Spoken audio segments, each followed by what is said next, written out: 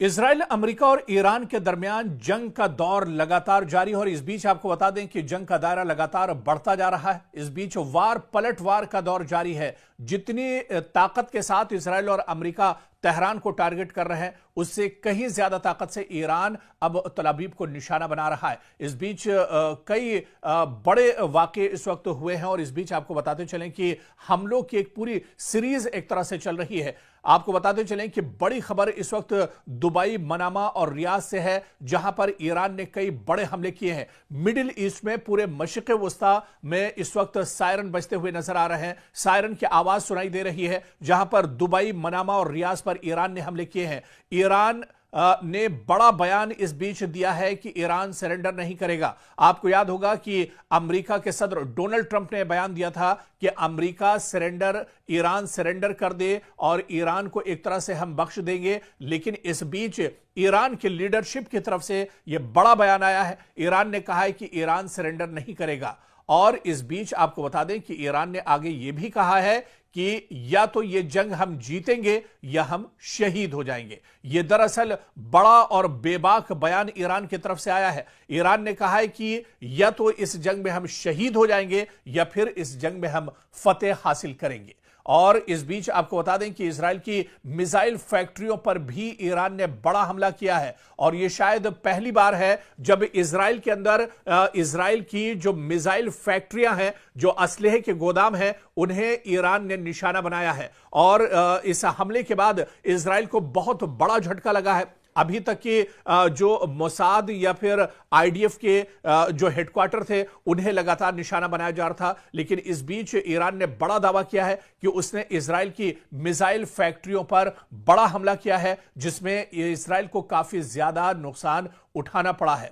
इस बीच एक और बहुत बड़ी खबर आ रही है। दरअसल ईरान ने अमेरिकी थाड को तबाह कर दिया है। जी हां, वो भी एक दो जगह नहीं, 3 जगहों पर अमेरिकी थाड को ईरान ने नुकसान पहुंचाया है। आपको बताते चलें कि ईरानी फौज ने अमेरिका के मिसाइल दिफाई निजाम थाड को निशाना बनाया है, जिस पर अमेरिका को बहुत ज्यादा नाज था, जिस पर इजराइल को बहुत ज्यादा घमंड था। मुत्तहिदा अरब अमारात, उर्दन और कतर में वाक़े अमेरिकी रडार सिस्टम को निशाना बनाया गया है। सैटेलाइट तस्वीरों में वाज़े तौर पर इन तीनों ममालिक में ईरानी हमलों के नतीजे में होने वाली तबाही को दिखाया गया है। अब अमेरिकी हुकूमत के इस बयान का मफहूम वाज़े होता जा रहा है कि ईरान जंग खींचने वाली है, यानी ईरान की जंग अभी कुछ दिन और चल सकती है। क्योंकि जब यह जंग शुरू हुई थी, उस वक्त डोनाल्ड ट्रंप ने कहा था कि सिर्फ 1 हफ्ते या 10 दिन तक यह जंग चलेगी। लेकिन आप देख लीजिए कि 1 हफ्ता गुजर चुका है, लेकिन इजराइल और अमेरिका अभी तक ईरान को पूरी तरह से इस जंग में भेद नहीं पाए हैं। बल्कि जितनी ताकत के साथ इजराइल और अमेरिका की तरफ से ईरान पर हमले हो रहे हैं, उससे कहीं मजबूती और ताकत के साथ हमला ईरान की तरफ से लगातार इजराइल पर किया जा रहा है। पूरे इजराइल में दरअसल हाहाकार मची हुई है। पूरे इजराइल में अफरा तफरी का माहौल है। लोग डरे हुए हैं। बहुत से खानदान और फैमिलियां तो ऐसी हैं जो जेर जमीन एक तरह से पनाह लिए हुए हैं। लगातार पूरे मशरिक़ वस्ता की बात करें या सिर्फ इजराइल की बात करें, लगातार पूरे इजराइल में जो सायरन है वो बज रहा है। सायरन की आवाज यहां पर रुक नहीं रही है। काफी ज्यादा तबाही देखने को मिल रही है, क्योंकि लगातार ईरान की तरफ से ईरान के जो रॉकेट हैं, जो मिसाइल हैं, जो ड्रोन है, उनके जरिए से हमला किया जा रहा है। इस बीच इजराइल ने यह भी दावा किया है कि क्लस्टर मिसाइल से भी ईरान ने इजराइल को निशाना बनाया है। इस बीच आपको बताते चलें कि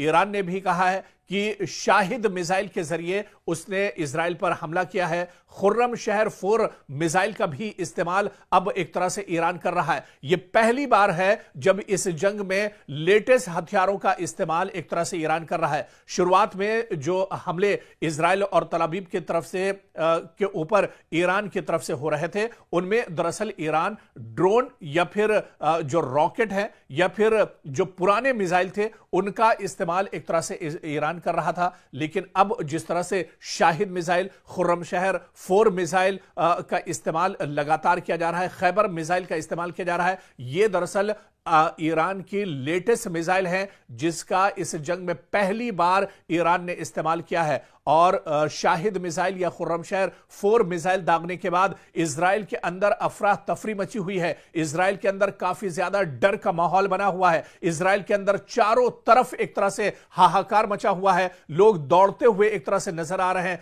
चीखते पुकारते हुए नजर आ रहे हैं, क्योंकि अब जो हमला हो रहा है ईरान की तरफ से, यह हमला पूरी मजबूती के साथ हो रहा है, पूरी सटीक तरीके से यह हमला दरअसल अब ईरान की तरफ से किया जा रहा है। और आपको बताते चले कि इन हमलों के नतीजे में इजराइल के अंदर बड़े पैमाने पर एक तरह से तबाही हो रही है। चारों तरफ मलबा ही मलबा नजर आ रहा है। कई इमारतें एक तरह से जमींबोज हो गई हैं और यहां तक कि जो अंडरग्राउंड टनल्स बनाई गई हैं, जो गुफाएं बनाई गई हैं, जो सेफ रूम दरअसल जेर जमीन बनाए गए हैं, वो सेफ रूम भी या सेफ जोन भी अब एक तरह से महफूज नहीं है, क्योंकि जिस तरह से ईरान की तरफ से बड़े पैमाने पर हमला किया जा रहा है, इन हमलों में जेर जमीन रहने वाले जो लोग हैं उनको भी काफी ज्यादा नुकसान पहुंच रहा है। और इस बीच आपको बताते चलें कि ईरान पूरी मजबूती के साथ लड़ रहा है और ईरान में सिक्योरिटी काउंसिल के सेक्रेटरी अली लारिजानी ने एक्स पर दावा किया है कि मुझे इत्तला मौसूल हुई है कि मुताद्दिद अमरीकी फौजियों को ईरान की अफवाज ने कैदी बना लिया है। जी हां, यह बड़ा दावा दरअसल ईरान के बड़े लीडर अली लारिजानी की तरफ से एक्स पर बाकायदा उन्होंने लिखा है कि मुझे यह इत्तला मौसूल हुई है ईरान से कि मुताद्दिद अमरीकी जो फौजी हैं उनको ईरान की फौज ने कैदी बना लिया है और उन्हें एक तरह से यरगमाल बना लिया गया है। खुद अली लारिजानी ने एक्स पर यह बयान दिया है। और इस बीच वहीं पर ईरान के एक और बड़े leader foreign minister Abbas Araghchi के मुताबिक ईरान के इक़दामात में शिद्दत की जिम्मेदारी दरअसल अमरीका पर आयद होगी। यानी जितनी शिद्दत के साथ ईरान पर हमला किया जाएगा उससे कहीं ज्यादा शिद्दत पर ईरान एक तरह से इजराइल और अमेरिका को यानी दुश्मन को जवाब देगा। और ऐसे में अब्बास अराक्ची ने साफ तौर पर अलल ऐलान यह बयान दिया है। उन्होंने कहा है कि अगर ईरान को और ज्यादा मजीद या सख्त कदम उठाने पर मजबूर किया गया तो उसकी जिम्मेदारी अमेरिका और इजराइल पर एक तरह से आयद होगी।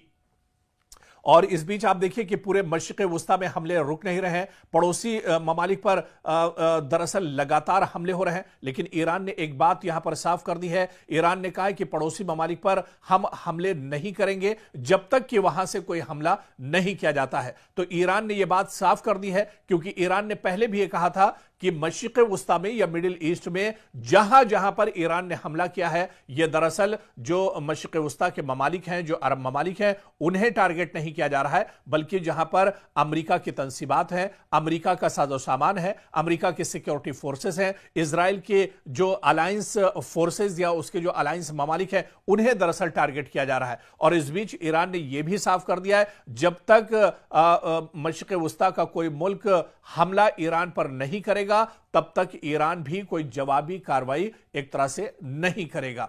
और इस बीच आपको बता दें कि डोवियर एयरफोर्स जो कि अमेरिका में आता है, यहां पर एयरबेस पर सदर डोनाल्ड ट्रंप ने ईरान के साथ कशीदगी में हलाक होने वाले अमेरिकी फौजियों की लाशों का इस्तकबाल किया है। तो अब अमेरिका एक तरह से अपने फौजियों की लाशें भी ढो रहा है। अब आप देखिए कि दुबई में जो अमेरिकी फौजी मारे गए थे, ईरान के हमले में जो अमेरिकी फौजी एक तरह से मार गिराए गए थे, अब उन अमेरिकी फौजियों की लाशें एक तरह से अमेरिका पहुंच चुकी हैं। डोनाल्ड ट्रंप ने बाकायदा एयरबेस पर पहुंचकर इन लाशों का इस्तकबाल किया है और यहां पर अमेरिकी सदर के अहलिया भी उनके साथ मौजूद थी। और अब आप देखिए कि अमेरिका को जानी नुकसान भी इस जंग में बड़े पैमाने पर एक तरह से हो रहा है।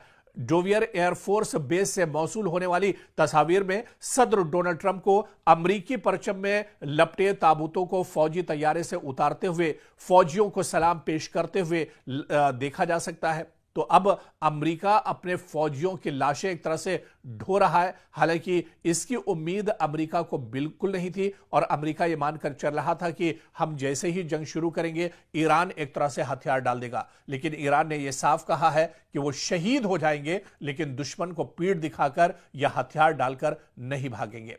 और वहीं मशरिक़ वस्ता से एक और बड़ी खबर, दुबई में मकामी इंतजामिया के मीडिया ऑफिस ने ऐलान किया है कि दुबई के एक रिहायशी की मौत मिसाइल के टुकड़े लगने से हुई है। जी हां, दुबई में एक बार फिर ईरान ने अमरीकी तंसीबात को निशाना बनाया है और मजीद तफसीलात में बताया गया है कि ये इस शख्स की मौत दरअसल उस वक्त हुई जब दुबई के दिफाई निजाम ने दुबई की तरफ बढ़ने वाले एक मिसाइल को फजा में ही तबाह कर दिया। ताहम जमीन पर उसके टुकड़े एक गाड़ी पर गिरे, जिसकी वजह से इस गाड़ी में सवार ड्राइवर हलाक हो गया। तो ईरान लगातार जहां जहां मशरिक़ वस्ता में अमरीकी तंसीबात हैं उन्हें निशाना बना रहा है। दुबई में यह लेटेस्ट हमला है जो ईरान की तरफ से किया गया है। और इस बीच सऊदी अरब से भी खबर है। सऊदी अरब की वजारत दिफा की जानिब से एक ऐलान में यह दावा किया गया है कि अल खुर्ज के करीब वाक़े शहजादा सुल्तान एयरबेस की जानिब एक बैलिस्टिक मिसाइल दागा गया। ताहम यह मिसाइल एक गैर आबाद इलाके में गिरा, जिसकी वजह से एयरबेस को कोई नुकसान नहीं पहुंचा है। तो अब इस पूरी जंग की धमक एक तरह से सऊदी अरब तक भी पहुंची है। सऊदी अरब में भी जहां जहां अमरीकी तंसीबात, अमरीका के एयरबेस है, उसे लगातार ईरान नुकसान पहुंचा रहा है। और वहीं बहरीन में अमरीकी फौजी अड्डे को मिसाइलों के जरिए ईरान ने निशाना बनाया है। ईरानी फौज का दावा है कि ईरान में पासदाराने इनकलाब की जानिब से जारी बयान में कहा गया है कि उन्होंने बहरीन में वाक़े एक अमरीकी फौजी अड्डे को मिसाइलों की मदद से निशाना बनाया है। तो बहरीन में भी लगातार जहां पर अमरीकी तंसीबात हैं, अमरीकी अड्डे हैं, अमरीकी एयरफोर्स या अमरीकी सिक्योरिटी फोर्सेस के जवान बहरीन में जहां जहां पर है, जहां पर अमरीकी अड्डे हैं, अमरीकी ठिकाना है, उन्हें बहरीन में भी ईरान लगातार निशाना बना रहा है। इस बीच पासदाराने इनकलाब के मुताबिक यह हमला उन गैर मुसद्दका इत्तलात के रद्द अमल में किया गया जिनमें कहा गया था कि अमेरिका ने अबनाए हुर्मुज में एक जजीरे पर वाक़े मीठे पानी के प्लांट को निशाना बनाया है।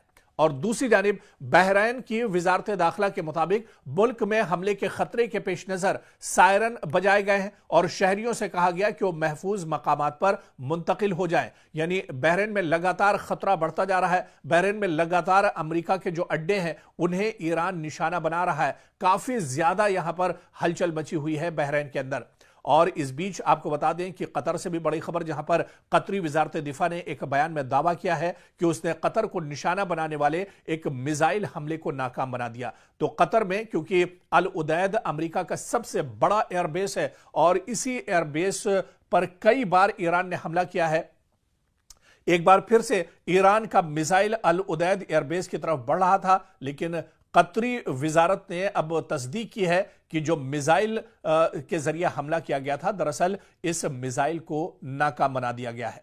कतर की वजारत दिफा के मुताबिक मुल्क के फजाई दिफाई निजाम ने इस मिसाइल हमले को रोकने के लिए कार्रवाई की है।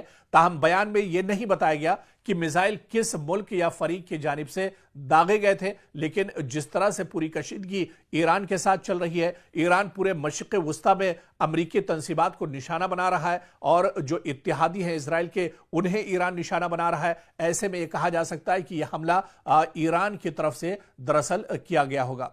आप देखिए कि यह वाक़या ईरान के सदर मसूद पज़ेश्कियान के उस बयान के बाद पेश आया है जिसमें उन्होंने इस बात का इजहार किया था कि ईरान अपने पड़ोसी ममालिक पर उस वक्त तक हमला नहीं करेगा जब तक दूसरी जानिब से इस पर पहले हमला न किया जाए।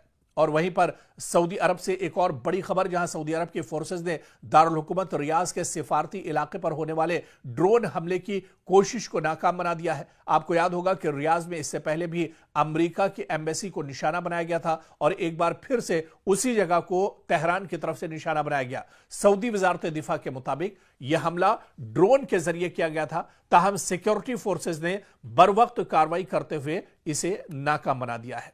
और वहीं वजारत दिफा ने बाकायदा सोशल मीडिया प्लेटफॉर्म एक्स पर जारी बयान में कहा है कि इस वाक़े में किसी किस्म का माली नुकसान या शहरियों को कोई चोट नहीं पहुंची है, लेकिन मशरिक़ वस्ता में जहां जहां इजराइल और अमेरिका की तंसीबात हैं, इनके अड्डे हैं, उन्हें ईरान लगातार अटैक कर रहा है।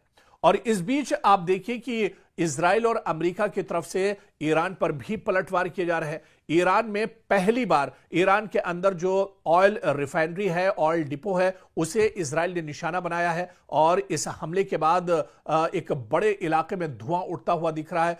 एक बड़े इलाके में भयानक आग चारों तरफ एक तरह से दिख रही है और यह शायद पहली बार है जब इजराइल या अमेरिका की तरफ से ईरान के अंदर ऑयल रिफाइनरी को नुकसान पहुंचाया गया है, क्योंकि ये इस वजह से भी जो एक्सपर्ट और माहिरीन बताते हैं कि ऑयल रिफाइनरी पर हमला करना मतलब अमेरिका और इजराइल का अपने पांव पर ही कुल्हाड़ी मारना है, क्योंकि जब से अबनाए हुर्मुज को एक तरह से ईरान ने बंद किया है उसके बाद दुनिया में पेट्रोलियम और गैस की किल्लत एक तरह से महसूस की जा रही है। तो कहीं ना कहीं ये जो कदम है वो अमेरिका और इजराइल के खिलाफ एक तरह से देखा जा रहा है। और इस बीच कुवैत से भी बड़ी खबर आई है, जहां पर कुवैत ने उसके public institution for social security पर हमले की बात कबूली है और उसने कहा है कि इस सोशल सिक्योरिटी जो इंस्टीट्यूशन है इस पर भी हमला किया गया है। बयान के मुताबिक इस हमले के नतीजे में इदारे की मरकजी इमारत को काफी ज्यादा नुकसान पहुंचा है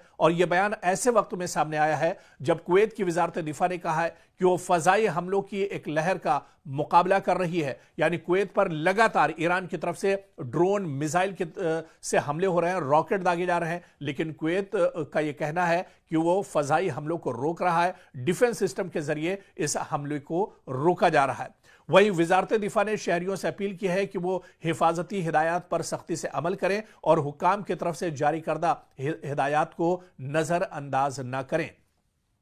इस बीच एक और बहुत बड़ी खबर नॉर्वे से आ रही है। नॉर्वे की पुलिस के मुताबिक दारुल हुकूमत ओस्लो में अमरीकी सिफारत खाने के करीब एक जोरदार धमाके की आवाज सुनाई दी है। पुलिस ने एक बयान में कहा है कि फिलहाल यह वाजे नहीं हो सका कि धमाका किस वजह से हुआ या इसमें कौन मुलविस हो सकता है। बयान के मुताबिक पुलिस सिफारत खाने के साथ राब्ते में है और अब तक किसी शख्स के जख्मी होने की कोई इत्तला नहीं मिली है। हुक्काम का कहना है कि मजीद मालूमात सामने आने पर एक तरह से जानकारी साझा की जाएंगी। इधर इजरायली फौज का कहना है कि ईरान ने इजराइल की जानिब कई मिसाइल दागे हैं। रात के वक्त यह हमला किया गया है और इजराइल के फजाई दिफाई निजाम इन मिसाइलों को इंटरसेप्ट करने के लिए लगातार काम कर रहे हैं। फौज के बयान के मुताबिक हाल ही में ईरान से इजरायली इलाके की तरफ मिसाइल लॉन्च किए जाने की निशानदेही हुई है, जिसके बाद दिफाई निजाम को फौरी तौर पर फाल कर दिया गया ताकि इन हमलों को रोका जा सके। हुक्काम का कहना है कि फजाई दिफाई निजाम आने वाले मिसाइलों को तबाह करने की कोशिश कर रहा है